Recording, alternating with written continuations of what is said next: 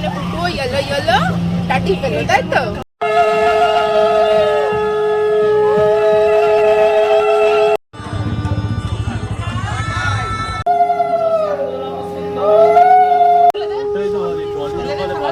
Morning guys, welcome back to my channel and welcome back to another blog. এরকম শাড়ি টাড়ি পরে থাকবে কিছুদিন, কিছু করার নেই। রিহার বিয়ে পারপাসে এখন খালি আলমারি থেকে শাড়ি বেরোচ্ছে, পরছি আর ফেলে দিচ্ছি, মানে এরকম একটা ব্যাপার হচ্ছে। কালকেও পরে গেছিলাম শাড়ি, এইসবই চলছে। আজকে এখন থেকে ব্লগটা শুরু করছি। এখন বাজছে মোটামুটি, করা দেখলাম ঘড়িতে, ওই 10টার আশপাশ বাজছে আর কি। বুটুর পাপা এসছে আজকে সকালবেলা, বুটুকে সারপ্রাইজ দিয়েছে। সব থেকে বড় সারপ্রাইজ পেয়েছে বুটু, এরপর পাবে রিয়া। আসলে মিস্টার বিশ্বাসের আসার কথা ছিল না, কিন্তু ও সাডেন প্ল্যান করে এসছে এবং কাউকে জানায়নি। আমি জানতাম, আর কেউ জানে না ব্যাপারটা। যাই হোক, ওরা দুজন এখন চুল কাটতে যাবে, আমাকে তো সাথে যেতেই হবে। মেয়ে যখন যাচ্ছে, চলো ওদের আগে চুলগুলো কাটিয়ে নিয়ে আসি। মানে মিস্টার বিশ্বাসও কাটবে আর বুটুর চুলটাকেও কাটিয়ে নিয়ে আসি। যাই ফটাফট, অনেক কাজ আছে আজকে। রেডি হতে হবে, রিয়াদের বাড়ি যেতে হবে, মানে আজকে রিয়ার বিয়ে ফাইনালি। তো অনেক কাজ যেহেতু, চলো টুকটুক করে কাজগুলো আগে গুছানো শুরু করি। বুটুকে যেহেতু চুল কাটাতে হবে, সেই কারণে আমিও আসলাম সাথে। তিনজন মিলেই আসলাম। সেলুনে এসে তো ভিতরে বুটুকে বসিয়ে দেওয়া হয়েছে, মিস্টার বিশ্বাসও ভিতরে আছে, আমি বাইরে দাঁড়িয়েছিলাম। কিন্তু এতই ভিড় রয়েছে, আসলে কিছুজন কাটছে, কিছুজন আবার লাইন দিয়ে গেছে। তো সেই জন্য আর একটা সেলুন আছে, সেখানে জানো কি হয়েছে? ঘুম পেয়ে গেছে? ঘুম পেয়ে গেছে? তাহলে কি হয়েছে? ওখানেও খুঁতখুত করছিল, বাইরে নিয়ে হাঁটা দিলাম, দেখবি ঠিক হয়ে গেছে। ও তো ওই রকমই করে, আবার ভেতরে ঢুকলাম, আবার সেই খুঁতখুত করছে। ও থাকতে যায় না কোনো জায়গায় একটু বেশিক্ষণ, দাঁড়াতে হলে ওর খুঁতখুতা নিয়ে আসে। চল বাড়ি যাবি তো, চুল তো কাটতে হবে তো। ওইখানে গিয়ে কে কাটে? এখানে তো ভালো করে কাটে দেবে। এর থেকে এখানেই চুল কাটতে আসবে। অন্যদিনে ফাঁকাই বসে থাকে, যে রোববার বলেই ভিড় বেশি হয়ে গেছে। আমাদের এখানে দুটো সেলুন আছে কাছাকাছির মধ্যে, মানে একটু ডিস্টেন্সে।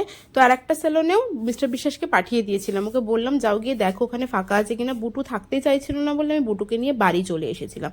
তারপরে মিস্টার বিশ্বাস মানে আলটিমেটলি সেলুনে লাইন পেয়ে, ও যখন বসেছিল চুল কাটতে, তখন আমাকে ফোন করে বলল যে বুটুকে নিয়ে চলে আসো, মোটামুটি ফাঁকা আছে, তো বুটুর চুল কাটা হয়ে যাবে। তারপর আমি আবার বুটুকে নিয়ে সেখানে গেছিলাম ওর চুলটা ফাইনালি কাটাতে। চুলটা সামান্য একটু বড় হয়ে গেছে, তাই ওই জাস্ট পিছন দিক থেকে একটুখানি ট্রিম করে দিতে বললাম, মানে জিরো চালিয়ে দেওয়ার কথাই বলেছিলাম, আর সামনেগুলো একটু একটু করে ছোট করে দিতে বললাম। আজকে সকাল থেকে বাপ বেটির চুল কাটার চক্কর। তোর গামছা কোথায় আমি জানি না বাবা, ওই ঘরে আছে গামছা। পাপা চান করে দেবে? পাপা কাজ চান করবি?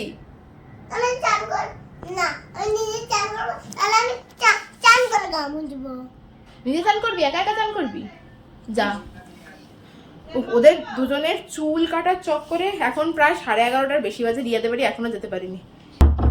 কি বলবো আর, সকাল থেকে আমিও ঘুরছি ওদের সাথে। বুটু একবার যাচ্ছে একবার আসছে, বসে থাকছে না। আর এই রোববার দিনটা না প্রচন্ড চাপ থাকে সেলুনে, এমনিতেই সেলুন নয়, তাই না? যাই হোক, তো ফাইনালি চুল কেটে এসেছে। এখন বুটুকে স্নান করিয়ে খাওয়াতে হবে, খাইয়ে তারপরে রেডি হবো। রেডি হয়ে তারপরে রিয়াদের বাড়ি যাবো। ততক্ষণে রিয়ার গায়ে হলুদ হয়ে যাবে কিনা জানি না, আলটিমেটলি কি হবে। চলো যাই, স্নান টান করিয়ে আগে রেডি ফেডি করাই ওকে, তারপরে আমি রেডি হবো। হয়ে গেছি বেরোনোর জন্য, হলুদ শাড়ি পরে, সবাই হলুদ পরেছি। চলো এক এক করে সবাইকে দেখাচ্ছি। বুটু, মিস্টার বিশ্বাস, পুচু রয়েছে, সবাই রয়েছে। বেরোচ্ছি, অলরেডি 1টার বেশি বাজে। রিয়ার বৃদ্ধির কাজ হয়ে গেছে, ফোনে কথা হয়েছে, এখন গায়ে হলুদ হবে। জল সইতে গেছে দুপুরবেলা, যেটা যায় আর কি। যাই এবার গিয়ে দেখি ওখানে কি হচ্ছে। ইয়েলো শাড়ি পরে নিয়েছে সবাই, আজকে ইয়েলো ইয়েলো ডাটি ফেলে হয়ে গেছি আমরা। ওখানে গিয়েও দেখবো সবাই ইয়েলো ইয়েলো ডাটি ফেলেই হয়ে রয়েছে। বাবাই খালি ইয়েলো নেই, বাবা ওই জন্য ইয়েলো পরেনি, বাবা বাটিকের টি শার্ট পরে নিয়েছে। দাঁড়াও, বাকি দুজন আছে, বাকি দুজনকে দেখাচ্ছি। একজন তো ফোন ঘেটে যাচ্ছে, এই যে সবাই ইয়েলো ইয়েলো ডাটি ফেলে। এবার বুটুকে দেখাতে হবে, বুটু এখানে, বুটু ইয়েলো ইয়েলো ডাটি ফেলো, তাই তো? আমরা টোটোতে উঠে পড়েছি, আমরা আর এমনি যেতে পারছি না।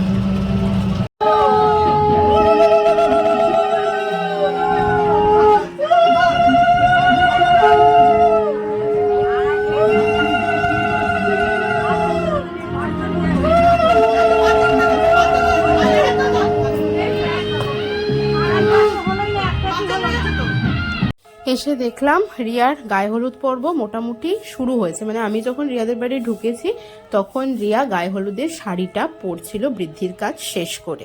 প্রায় 2টোর বেশি বেজে গেছে, এখনো রিয়ার স্নান করা বাকি। আর এখানে ফোন চলে এসছে অলরেডি মেকআপ আর্টিস্টের। বিয়ের দিনও মেকআপ আর্টিস্টদের যথেষ্ট চাপ থাকে, কেননা মানে মোটামুটি 7টার মধ্যে তো ব্রাইডকে রেডি করতেই হয়। আর এই বাড়ির রিচুয়ালসগুলো করতে গিয়ে না বেশ খানিকটা সময় লেগে যায় সত্যি বলতে কি। যদিও বাবান্দার বাড়ি খুব বেশি দূরে না, মানে গ্রুমের বাড়ি কাছাকাছি, কিন্তু তবুও লেট হয়েই যায় বিয়ে বাড়িতে। তো রিয়ার এখানে আলটিমেটলি গায়ে হলুদ পর্ব শুরু হয়েছে, আর এও অনেক বেশি হয়ে গেছিল। 5 জন এও হলেই হয়ে যায়, এখানে 9 জন বা 13 জন এরকম কিছু একটা এও হয়েছিল। আমিও সেখানে যোগদান করেছিলাম আর কি। বেশ সুন্দর সমস্ত কিছু গায়ে হলুদ পর্ব এখানে চলছে, সাথে মিউজিকও চলছে পেছনে, যে কারণে আমি সবসময় ওই উলুধ্বনিটা মানে কন্টিনিউ রাখতে পারলাম না আর কি। আমাকে বক বক করতে আসতেই হলো ভয়েস ওভার করতে, যেহেতু গান চলছে তাই। রিয়ার বিয়ের পর্ব দেখতে দেখতেই আমার বিয়ের সময়ের একটা গল্প বলি। রিয়া যেরকম বিয়ের ঠিক 2 দিন আগে, মানে আইবুড়ো ভাতের আগের দিন, ও পায়ে চোট পেলো এমনভাবে, মানে এটা না হওয়াটাই শ্রেয় ছিল, কিন্তু কপালে থাকলে তো কিছু করার নেই, হয়েই যায় আর কি। আমিও না ঠিক একই রকমভাবে, যদিও আমার বিয়ের 2 দিন আগে হয়নি, বিয়ের সপ্তাহখানেক আগে আমার হয়েছিল। আমি ভীষণ রকমের কোমরে চোট পেয়েছিলাম, মানে আমি এমনই কোমরে চোট পেয়েছিলাম যে আমি 2 দিন বিছানা থেকে উঠতে পারিনি। তারপরে আমাকে ধরে টরে ডক্টরের কাছে নিয়ে যাওয়া হয়েছিল, অর্থোপেডিকের কাছে। উনি ফিজিওথেরাপি লিখে দিয়েছিলেন, ওষুধ তো সাথে ছিলই, তারপর ফিজিওথেরাপি আর সাথে কোমরে বেল্ট দিয়েছিল। ফিজিওথেরাপিটা উনি যতদিনের লিখেছিলেন, কিন্তু যেহেতু আমার বিয়ে ছিল তো ওই 1 সপ্তাহে আমি ফিজিওথেরাপি করাতে পেরেছিলাম। তবে ফিজিওথেরাপি আর বেল্ট দিয়ে আর ওষুধ খেয়ে, ওষুধ তো মানে এই সমস্ত ক্ষেত্রে ওষুধ না, শুধুমাত্র ব্যথার ওষুধটাই দেওয়া যায়, তাছাড়া তো আর অন্য কোনো ওষুধ দেওয়াই যায় না। আর একটাই উপায়, ডক্টররা বলে ব্যায়াম করতে। তো আমারও ঠিক একই সিচুয়েশন হয়েছিল, কিন্তু যেহেতু আমার সপ্তাহখানেক আগে হয়েছিল তাই কিছুটা হলেও নির্মূল হয়ে গেছিলো। আর রিয়ার এমনই হলো, জাস্ট 2 দিন আগে ওকে ওই পায়ে ব্যথা নিয়েই সমস্ত কিছু করতে হচ্ছে। ইভেন আমি যে এখন ভয়েস ওভারটা করছি, বেশ কিছুদিন হয়ে গেছে রিয়ার বিয়ে হয়েছে, রিয়ার কিন্তু এখনও অবধি পায়ে ব্যথাটা পুরোপুরি নির্মূল হয়নি। তাই রিয়াদের বাড়িতে সবাই এটাই বলা বলি করছিল, তুই আর রিয়া এত ভালোই বন্ধু যে তোর বিয়ের আগে যেমন কোমরে চোট পেয়েছিলি তুই ভীষণ রকমের, আর রিয়াকে দেখ একই রকমভাবে পায়ে চোট পেলো ভীষণ রকমের, মানে তোদের এতটাই মিল যে বিয়ের আগেই দুজনের 2টো ফাড়া কাটলো আর কি। আমি তো আমার ওই কোমরে লাগার প্রবলেম নিয়ে এখনও ভুগছি, সেটা আমার এখনও কন্টিনিউ রয়েছে আর কি। আর তার সাথে তো সি সেকশনের ইনজেকশন আছে। তো বিয়েবাড়ির কাজ মিটলো, রিয়া স্নান করতে চলে গেছে, রিয়া আবার সাজতে বসবে। দেখো বুটুর গায়ে এখনো হলুদ লেগে আছে, হলুদ তো মাখিয়ে পুরো ভূত করে দিয়েছিল, এখন আমি মুখটা ধুলাম, তাই দেখো হলুদ দুদিকে। দেখি বুটুর মুখে হলুদ লেগেছে। বাড়ি যাচ্ছি, এবার গিয়ে একটু ফ্রেশ হয়ে রেস্ট নেবো, তারপরে বিকেলের জন্য রেডি হব। কি যে গরম লাগছে, আর এই দুপুরবেলা রোদের মধ্যে হেঁটে হেঁটে যাওয়া আছে। দুপুরবেলা একটা টোটোও পাওয়া যায় না, আসার সময় একটা টোটো করেই এসেছিলাম, কিন্তু এখন আর কিচ্ছু নেই, হেঁটে হেঁটে যাওয়া ছাড়া আর কোনো উপায় নেই আর কি। তাই হেঁটে হেঁটে এবার বাড়ি যাচ্ছি। ফাইনালি আপাতত বাড়ি তো চলে এসেছি, বুটুকে ঘুম পাড়িয়ে দিয়েছি, এবার আমি যাব একটু ফ্রেশ হতে, স্নান করবো। এই দেখো গায়ে হলুদ, দেখেছো এত হলুদ লাগিয়েছে, ছুঁড়ে ছুঁড়ে হলুদ মারামারি করছে ওখানে সবাই, খালি রিয়াকেই কম হলুদ লাগানো হয়েছে আর কি, কেননা মেকআপ আর্টিস্টরা আগের থেকেই বলে দেয় যে হলুদ কম লাগাবে, হলুদ যাতে খুব বেশি না মাখে, সেই জন্য আর কি। তো যাই হোক, ছুঁড়ে ছুঁড়ে লাগানো হয়েছে, এবার আমি একটুখানি স্নান করি, তারপরে ফ্রেশ হয়ে নিই একবারে। ফাইনালি রেডি হয়েছি, কিন্তু তবুও বুঝতে পারছি না, বুটুর জ্বর চলে এসছে, জানো কি করব বুঝতে পারছি না। রেডি হয়েছি, যাই এবার। রিয়া ফোন করেছে অনেকবার, জানো কেমন লাগছে বুঝতে পারছি না নিজেকে, যাই করে আসি। রিয়া আমাকে স্ট্রিক্টলি বলে দিয়েছিল যে নমিতা তুই একটু তাড়াতাড়ি আসিস, তুই আমার কাছে থাকিস একটুখানি, কিন্তু আমার মানে এমনই অবস্থা হলো, বুটুর জ্বর চলে আসলো এমনভাবে, এবার ওকে জ্বরের ওষুধ দেওয়া, ওইভাবে তো ওকে নিয়ে যাওয়া যায় না, তো আমার কিছু করার ছিল না। আমি গিয়ে পৌঁছেছি রাত্রি 10টার পর। আর মেয়েটার শরীর খারাপ থাকলে না সত্যি কথা বলতে কিছুই ভালো লাগে না। এখানে জাস্ট কিছু ফটো অ্যাড করেছি, আর তার সাথে আমি ভিডিও কালেক্ট করেছি, মানে রিয়ার বিয়ের সময় আমি থাকতে পারিনি, মানে ওখানে আমি ছিলাম না, তো কিছুই নিতে পারিনি, সবার কাছ থেকে কালেক্ট করা জিনিস নিয়ে আমি ভিডিওটা বানাচ্ছি। মানে মেন সময়টাই থাকতে পারিনি, বুটুর এমনভাবে শরীর খারাপ করে, বুটুর তো 2 দিন আগের থেকে শরীরটা খারাপ ছিল, মানে ওর জ্বর আসছিল, আর সেই সময়ও জ্বর আসে এমনভাবে যে আমি আর যেতেই পারিনি, মানে আমি গিয়ে পৌঁছেছি অনেকটা দেরি হয়ে গেছে।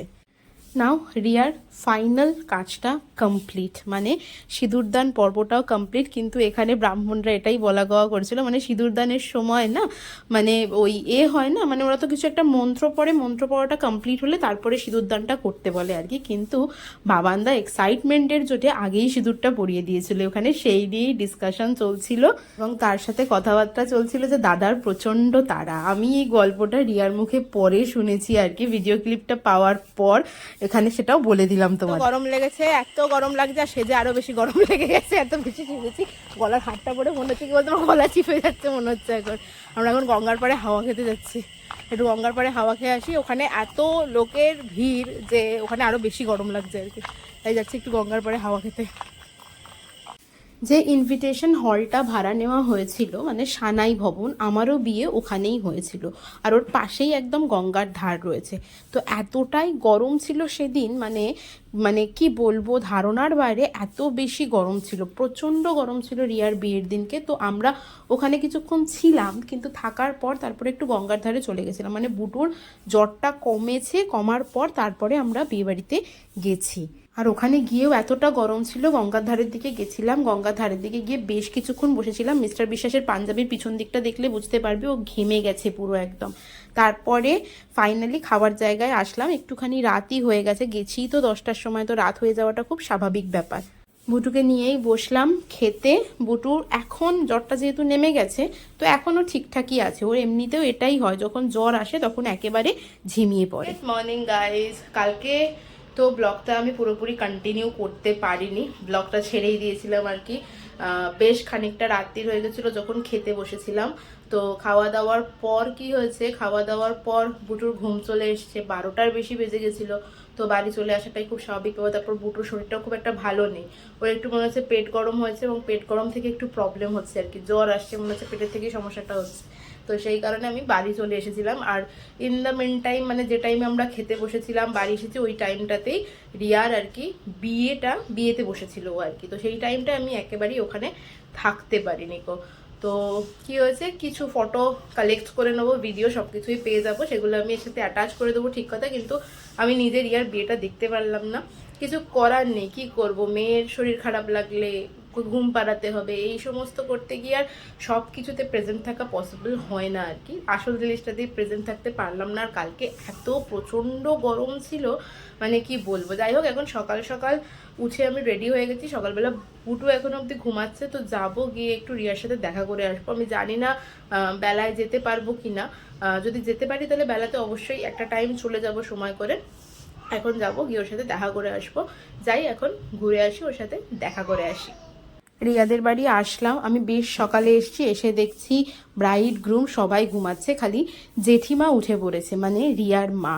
তো কালকের তত্ত্বগুলোর আমার কোনো ফটো বা ভিডিও ক্লিপ নেওয়া হয়নি, তো আজকে এসে যখনই তত্ত্বগুলো দেখলাম, সবার আগে সেই তত্ত্বের ভিডিও ক্লিপই দেখা করে চলে এসেছি। আমার আজকে একটা অনলাইন ক্লাস আছে এখন, তো এখন যে অনলাইন ক্লাসটা অ্যাটেন্ড করব, তারপরে বুটুকে তুলে, বুটুকে লাঞ্চ বলছি, দেখেছো, লাঞ্চ ডিনার সবে গুলিয়ে যায়, বুটুকে ব্রেকফাস্ট করাবো। চলো এখন অনলাইন ক্লাসটা অ্যাটেন্ড করে নিই, বুটুকে ব্রেকফাস্ট করে সমস্ত কাজ সেরে ভেবেছি বেলায় আর একবার যাবো, রিয়া যখন বেরোবে ফোন করে জেনে নেবো কোন টাইমে যাবে, সেই টাইমে গিয়ে ওর সাথে একবার একটুখানি দেখা করে তারপরে আবার ফিরে আসবো। আস্তে আস্তে আস্তে নাম,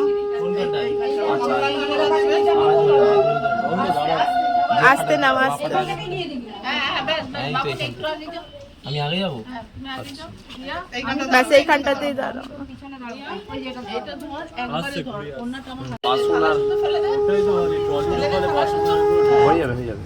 চুপ বাবা।